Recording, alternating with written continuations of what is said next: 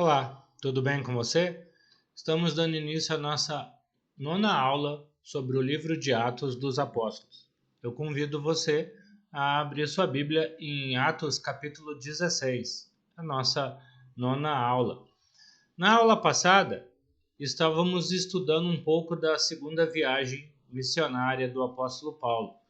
A gente viu Paulo saindo da cidade de Antioquia, aqui na Síria, e percorrendo toda a Ásia e chegando finalmente na Europa. Então, nós vimos na aula passada o apóstolo Paulo chegando na cidade de Filipos. Então, em Filipos, Paulo deu início ao seu trabalho na Europa. E vimos aqui que em Filipos a primeira pessoa a ouvir o evangelho foi Lídia. Né? O texto fala que Lídia era da cidade de Tiatira. Tiatira ficava na Ásia. Então, Lídia era alguém da Ásia que estava morando agora na Europa. Capítulo 16, versículo 14, a primeira parte do versículo 14 fala: certa mulher chamada Lídia, da cidade de Tiatira, vendedora de púrpura, temente a Deus, nos escutava. Então, como eu comecei a falar na aula anterior, Paulo tinha tido uma visão de um homem macedônio pedindo para ele ir para Macedônia. Ele chega na Macedônia, chega na cidade de Filipos e encontra um grupo de mulheres à beira do rio, e entre essas mulheres está Lídia. Lídia era uma mulher de negócios, ela vendia púrpura, também conhecido como carmesim.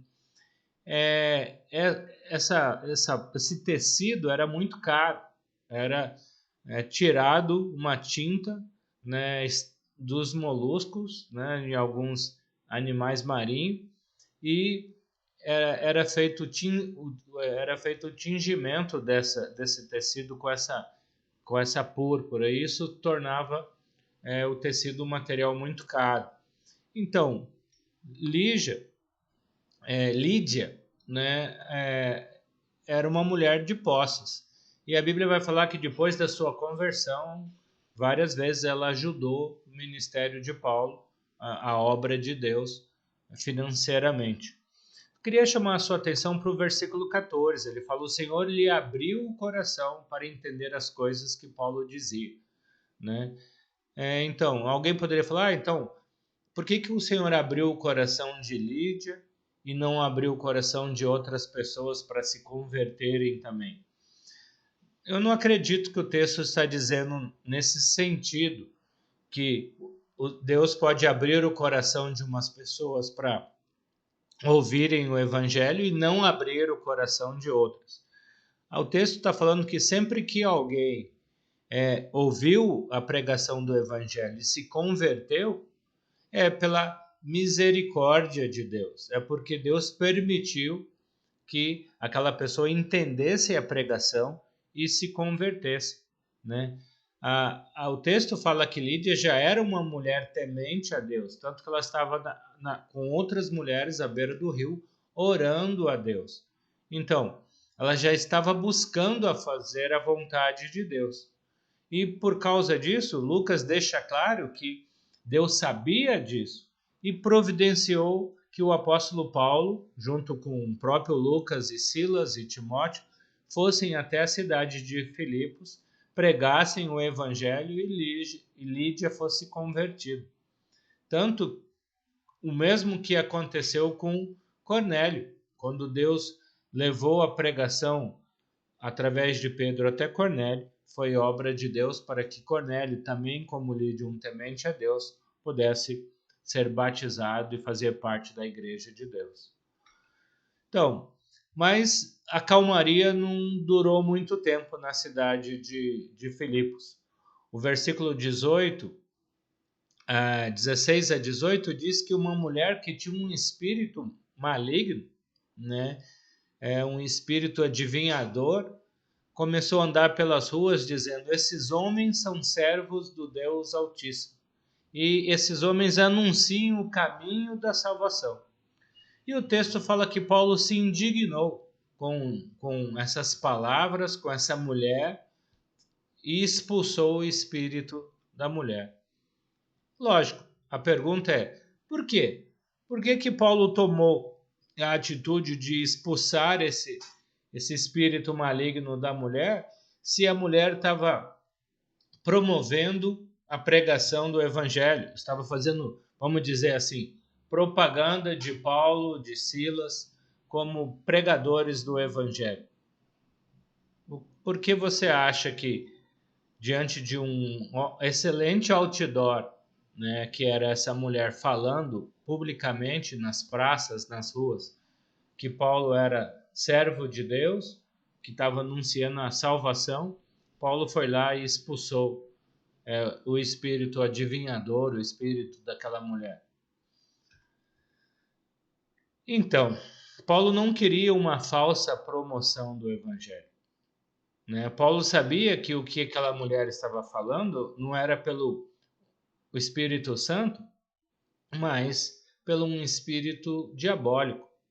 Então, Paulo não queria associar a pregação do evangelho a um espírito diabólico. Paulo não aceitava que o evangelho fosse pregado a qualquer preço. E um desses preços era que, associado ao que Paulo e Silas estavam pregando, tinha um espírito demoníaco também falando. Lucas vai até dizer que no grego original aquela mulher tinha um espírito de Piton. De acordo com a mitologia grega, Piton era uma serpente adorada em Delfos, né? E sempre que alguém via aquela mulher, elas associavam aquela mulher à mitologia grega, né? Então, tudo isso mostra que Paulo não queria que a pregação do evangelho fosse associado a essa crendice popular, à mitologia grega e outras coisas assim, ok? Então, só que o problema é que com a libertação do espírito maligno, a mulher deixou de ser uma adivinhadora. E o texto fala que ela era uma escrava de alguns homens que ganhavam dinheiro com esse espírito adivinhador, né? Uma espécie aí de cartomante. Então, com isso, os homens que começaram a ver que estavam perdendo dinheiro, começaram a perseguir a Paulo. Ficaram irritados com Paulo porque eles perderam a sua fonte de renda. E aí começaram a acusar Paulo. Se você quiser parar esse vídeo e ler com calma todo o contexto do capítulo 16, versículos 16 a 24, né, se está sendo um pouco confuso, sinta-se à vontade para pausar o vídeo e ler os versículos 16 a 24, ou pelo menos 19 a 21, aí, onde a gente vê o relato aí de Lucas em relação a esses homens se irritando com Paulo e Silas. Dando continuidade, os acusadores de Paulo e Silas vão levar Paulo e Silas diante dos magistrados e juízes da cidade. E eles vão acusar Paulo de 3 coisas. Eles vão usar 3 motivos pelo qual eles estavam levando Paulo e Silas diante das autoridades. Eles começam dizendo, esses homens sendo judeus. Então, qual é o problema disso? Na aula passada, a gente viu que Filipos era uma cidade romana. Não tinha muitos judeus em Filipos, nem tinha uma sinagoga. Tanto que Paulo, chegando lá, ao invés de ir para uma sinagoga, Paulo vai para a beira do rio, onde ele encontra um grupo de mulheres ali na beira do rio, em oração. Então, a primeira acusação que esses homens falam é de que Paulo e Silas eram judeus e os judeus não eram bem aceitos naquela região. O capítulo 18 de Atos, né, vai falar até que os judeus tinham sido expulsos de Roma, provavelmente por estarem criando muita confusão com os cristãos. Segundo motivo, ele fala, esses judeus estão perturbando a nossa cidade. Bom, agora chegamos na palavra mágica. Aqui, perturbar a cidade quer dizer perturbar a Pax Romana.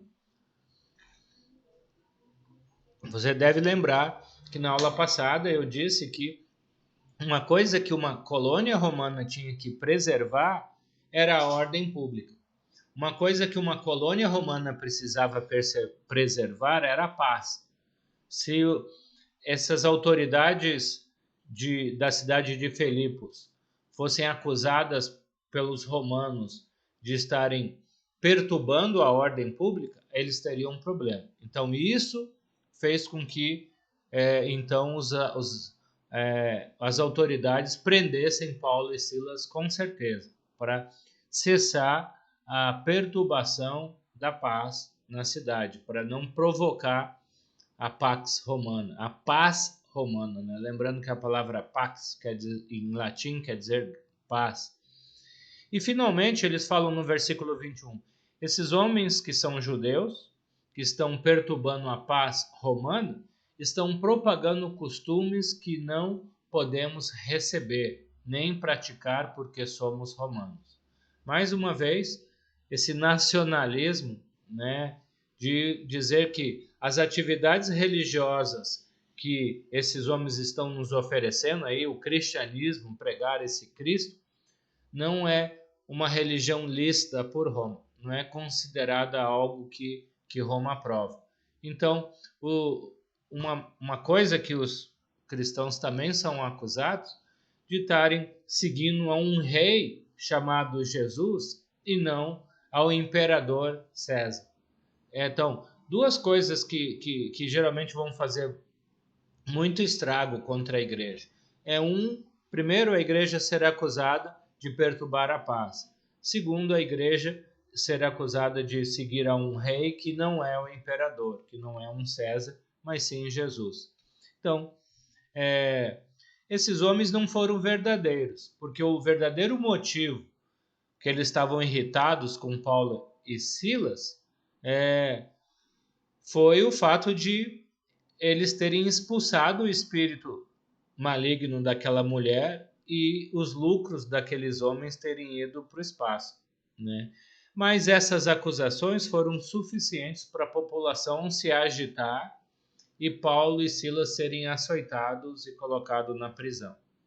Então, é a primeira vez que a gente está vendo aqui o povo de Deus, os discípulos de Jesus, sendo perseguidos, maltratados, não pelos judeus, mas pelos gentios. Então, como eu já disse aqui em Filipos, a gente não vê os judeus perseguindo Paulo, mas pela primeira vez, um grupo de gentios perseguindo Paulo. Por isso eles não vão falar nada da lei, não vão falar nada do templo, não vão falar nada do Velho Testamento, mas sim de perturbarem a paz e não adorarem ao imperador César. O versículo 25 fala que por volta da meia-noite, Paulo e Silas oravam e cantavam louvores a Deus, e os demais companheiros de prisão escutavam. Então, vamos entender esse contexto aqui. Paulo e Silas estão pregando o evangelho, estão falando de Jesus. Por causa disso, eles expulsam um demônio de uma mulher, libertam uma mulher que estava endemoniada. As pessoas acusam Paulo de estar perturbando a paz, e por causa disso, então, o que acontece? Um grupo de pessoas conseguem chamar a atenção das autoridades. Paulo e Silas são açoitados, são chicoteados duramente e são presos. E agora, meia-noite, Paulo está na prisão e que teria todos os motivos, vamos dizer assim, para estar revoltado, para estar questionando a Deus. Paulo e Silas estão cantando louvores a Deus. Eu não estaria, talvez, tão animado como eles. Talvez eu estaria questionando a Deus por que Deus permitiu que eu fosse açoitado injustamente. Açoitado sem ter feito nada para merecer isso. Mas Paulo e Silas estão ali louvando a Deus. E a consequência disso é a ação de Deus. Versículo 26 a 28 fala que Deus ouviu as orações e os louvores de Paulo e agiu. O texto vai falar que aconteceu um grande terremoto ali, dentro daquela prisão, dentro do cárcere. O cárcere foi abalado, o carcereiro que estava dormindo acordou com aquele terremoto e pensou, puxa, as celas se abriram, né? A porta das celas se abriram, estava escuro, era meia-noite, e aí o carcereiro achou que todo mundo tinha fugido. E diante dessa preocupação, o carcereiro pegou uma espada e iria se matar. Por quê? Por que que o carcereiro iria se matar? Né? Porque se algum daqueles presos era um condenado à morte, o carcereiro tendo permitido que os presos fugissem, ele iria receber a mesma punição que a pena mais alta ali do grupo de fugitivos teria. Então ele seria morto assim como o preso que o carcereiro deixou fugir ia ser morto. Então, para adiantar a coisa, para que ele não tenha uma morte cruel na mão dos romanos, ele mesmo ia se matar. Mas, para espanto dele, nenhum preso tinha fugido, né? Todos estavam ali juntos do apóstolo Paulo e de Silas. E qual foi a reação do carcereiro diante disso? Versículo 30 fala que depois de trazer todas aquelas pessoas, principalmente Paulo e Silas, para fora, o carcereiro perguntou para Paulo e para Silas: Senhores, o que devo fazer para que seja salvo? O que você acha dessa pergunta? Por que que o carcereiro, ao ver que Paulo e Silas não fugiram, que Paulo e Silas não aproveitaram todo aquele terremoto que abriu as portas da prisão, não fugiu, pergunta para Paulo e para Silas o que ele precisava fazer para ser salvo. O que tudo isso tinha a ver com a salvação? Se a gente olhar lá no versículo 17, a Bíblia começa mostrando que aquela mulher que Paulo e Silas expulsaram o demônio estava anunciando que Paulo e Silas eram servos do Deus Altíssimo que estavam pregando, anunciando o caminho da salvação. Então, mesmo Paulo não querendo um espírito demoníaco promovendo a pregação do evangelho, talvez o carcereiro passou por Paulo e Silas e viu eles pregando e entendeu o que eles estavam fazendo. Eles estavam falando da salvação em Deus. E agora, dentro da prisão, o carcereiro está vendo Paulo cantando louvores a Deus. Provavelmente, conhecendo Paulo, ele não ia perder a oportunidade na cadeia de estar pregando para os outros presos, além do carcereiro que estava dormindo. Talvez o carcereiro tinha escutado parte da pregação de Paulo falando de Jesus. Por isso, talvez o carcereiro chega a perguntar então para Paulo e para Silas, depois de ver que o que tinha acontecido ali não era um por acaso, mas talvez uma obra de Deus de ter aberto as celas da prisão e os presos não terem fugido, então levou ele perguntar o que ele precisava fazer para ser salvo. Qual foi a resposta de Paulo? O que Paulo respondeu para o carcereiro? Então, como eu já disse, todos ali já tinham entendido que o que aconteceu ali naquela prisão não foi algo natural, mas foi uma obra de Deus, ou foi a resposta de Deus para os louvores que o povo de Deus estava cantando. E a consequência disso, né, é que Paulo responde então para o carcereiro: crê no Senhor Jesus e será salvo tu e tua casa.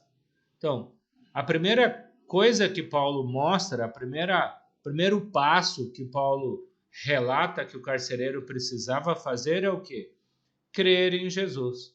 Abandonar o paganismo que levava o carcereiro a crer em vários deuses da mitologia grega e se crer num único Deus verdadeiro, o Deus criador de todas as coisas, e em Jesus como Senhor e Salvador da vida dele.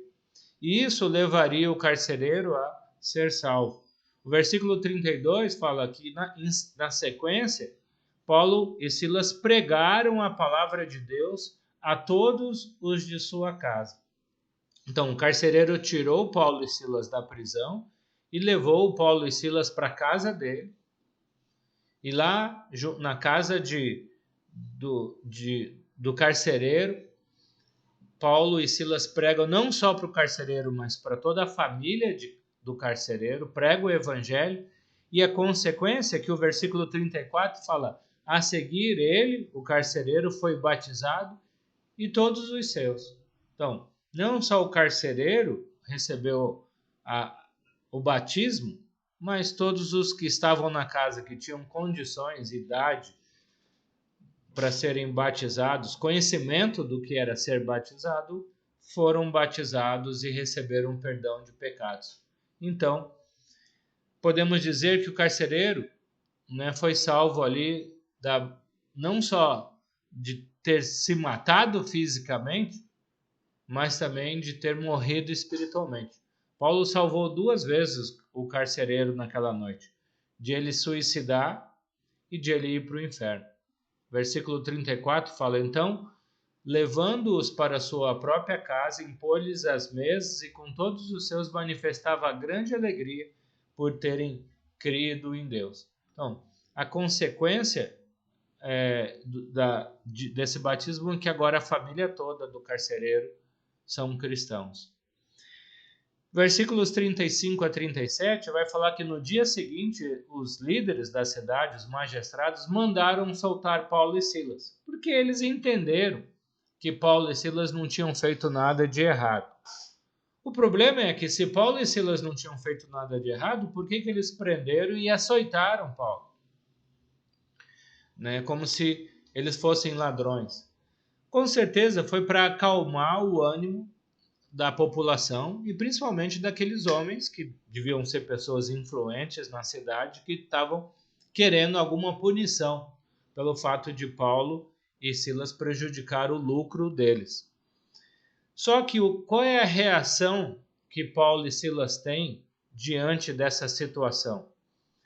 Paulo e Silas vão falar para os homens que foram soltar Paulo e Silas como se não tivesse acontecido nada. Paulo fala para eles: olha, eu e Silas somos cidadãos romanos e vocês nos açoitaram e nos prenderam sem um julgamento. Se Roma soubesse que os magistrados da cidade tinham prendido um cidadão romano, açoitado um cidadão romano sem julgamento, com certeza eles seriam enforcados, seriam degolados, perderiam o próprio pescoço por terem feito algo assim. Era proibido por um cidadão romano ser açoitado e preso sem um julgamento. E aí, o que os magistrados mais queriam preservar, que era uma paz com Roma, eles estavam agora diante de uma situação extremamente constrangedora. Eles poderiam ser acusados de terem açoitado os cidadãos romanos e perderem tudo aquilo que eles estavam tentando preservar. E por isso, então, eles vão pedir desculpa para Paulo e para Silas por terem feito o que fizeram. Publicamente vão deixar claro para a cidade que Paulo e Silas não eram ladrões ou pessoas malfeitores. E aí você pergunta, por que Paulo e Silas não deram essa notícia antes de serem açoitados? Bom, talvez não deu tempo, né? Talvez no meio de toda aquela confusão, com os gritos, o alvoroço da cidade, Paulo e Silas tentaram, mas não foram ouvidos, né? E com um certo toque de humor, se você ler com calma os versículos 38 e 39, Lucas registra as autoridades que tinham prendido e açoitado Paulo e Silas pedindo desculpa por isso, né? Por terem feito isso com Paulo e Silas. Então, antes de saírem da cidade, Paulo e Silas foi na casa de Lídia e encorajou cada irmão, cada membro do corpo de Cristo a continuar fiel. Por que Paulo fez com que os magistrados se humilhassem no sentido de mostrar para a cidade inteira que eles foram injustos, que eles cometeram uma irregularidade? Não era por simples arrogância de Paulo, não era porque ele era arrogante, era porque ele queria deixar claro para toda a cidade que Paulo não era um bandido.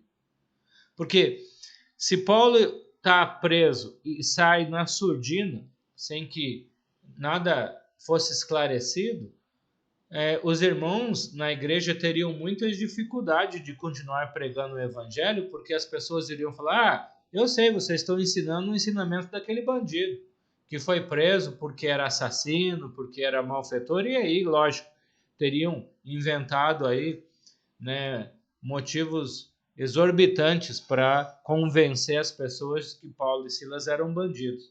Mas agora, isso sendo esclarecido, né, eles entendendo que Paulo e Silas não eram bandidos, mas foram presos injustamente, ao contrário, né, eles falaram: são judeus que nos estão promovendo tumulto aqui.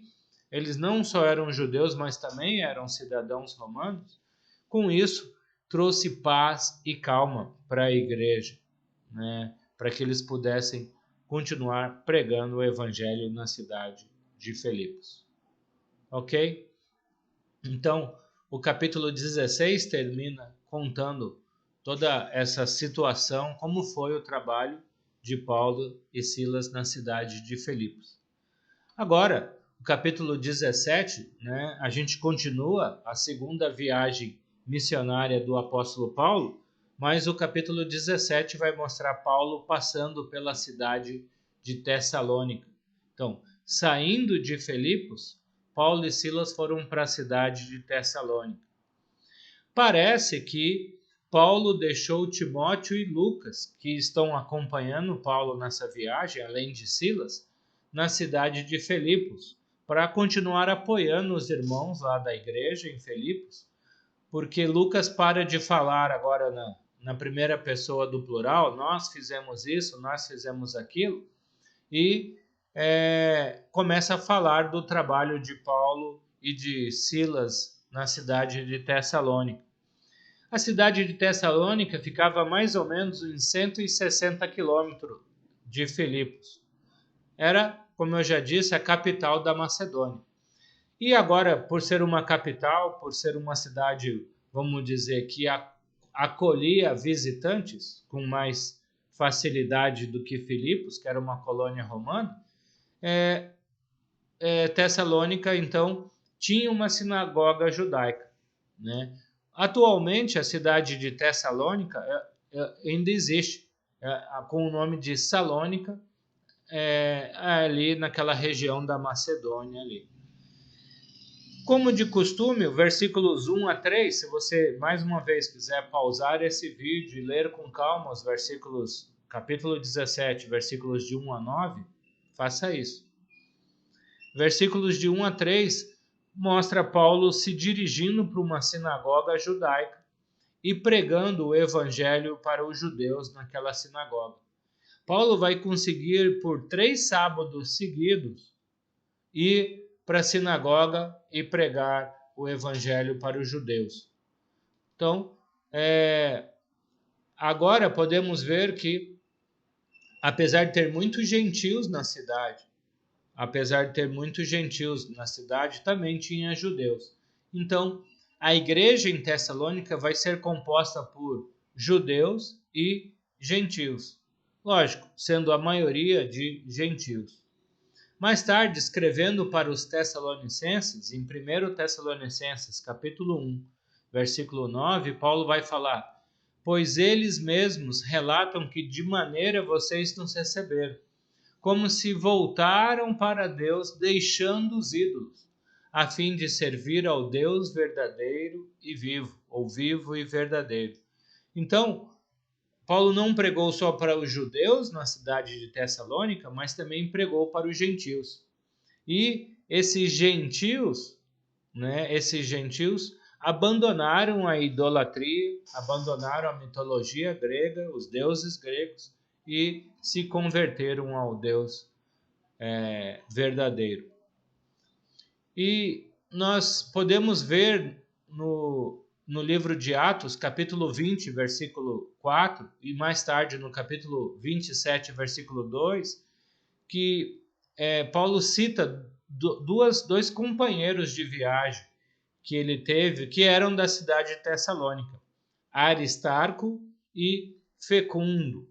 Então, não demorou muito, para que alguns judeus invejosos, vendo Paulo convertendo muitos judeus que frequentavam as sinagogas, fizessem a mesma coisa lá, que tinha sido feito lá em Filipos. Começam a promover um tumulto na cidade e acusam Paulo de estar fazendo isso. Atos, capítulo 17, versículo 5, fala: os judeus, porém, movidos de inveja. Por que inveja? Porque eles viram que muitos judeus que antes frequentavam a sinagoga, agora começam a frequentar a igreja de Deus, a igreja de Cristo. Isso levou esses judeus a ficarem com inveja de Paulo e promoveram um alvoroço na cidade. Entraram na casa desse homem chamado Jason e levaram diante das autoridades e tentaram, de novo, como aconteceu na cidade de Filipos, fazer com que Paulo fosse acusado de promover alvoroço. Só queria destacar aqui que Lucas registra que ele chama as autoridades aqui de politarcas. Politarcas é a junção da palavra polis, cidade, com arque, governante. Então, uma espécie de prefeitos, governantes da cidade. Essa palavra, durante muitos anos, não foi encontrada por muitos arqueólogos e acharam que Lucas tinha inventado essa palavra.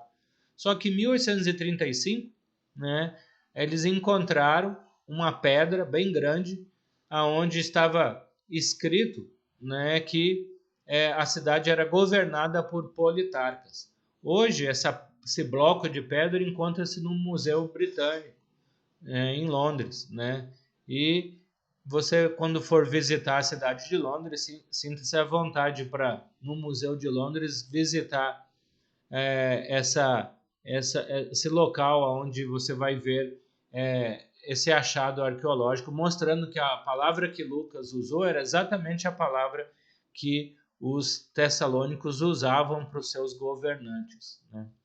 E capítulo 17, versículo 6 fala: estes homens que têm transtornado o mundo chegaram aqui na Tessalônica. Interessante, a acusação dos judeus, na verdade, é um verdadeiro elogio. O que eles acusam Paulo é de estar levando o evangelho para o mundo inteiro. Ele fala: vocês viraram o mundo de cabeça para baixo anunciando o evangelho. Queria que nos dias de hoje nós estivéssemos sendo acusados das mesmas coisas, de estarmos promovendo com tanta intensidade a pregação do evangelho que o mundo inteiro já o conhecesse, que o mundo inteiro já tivesse ouvido falar do evangelho de Jesus. Versículo 7 do capítulo 17 fala: todos estes procedem contra os decretos de César, afirmando ser Jesus outro rei. Então, como a gente já tinha visto, em Filipos, Paulo é acusado de tumulto e de seguir a um rei que não era César, mas sim o rei Jesus. Então, os judeus estão acusando Paulo de duas mentiras. Primeiro, de estar causando problema. Segundo, de estar alegando que Jesus é um rival do imperador de Roma. E isso não é verdade. Então, essas são as acusações, que Paulo e Silas recebem. Então, para não promover mais confusão, Paulo e Silas saem da cidade de Tessalônica e vão para a cidade de Bereia, né? E Jason foi acusado de ser cúmplice de Paulo nesse tumulto que aconteceu. Então, Paulo e Silas preferem deixar a igreja em paz, sem continuar com essa confusão, e vão para a cidade de Bereia. Então, na próxima aula, a gente vê como foi o trabalho de Paulo na cidade de Bereia, uma outra cidade da Macedônia. Então, muito obrigado pela sua companhia, o seu carinho, o seu apoio. A gente se vê na nossa próxima aula, Paulo e Silas trabalhando com a igreja de Bereia. Deus te abençoe. Até a próxima aula.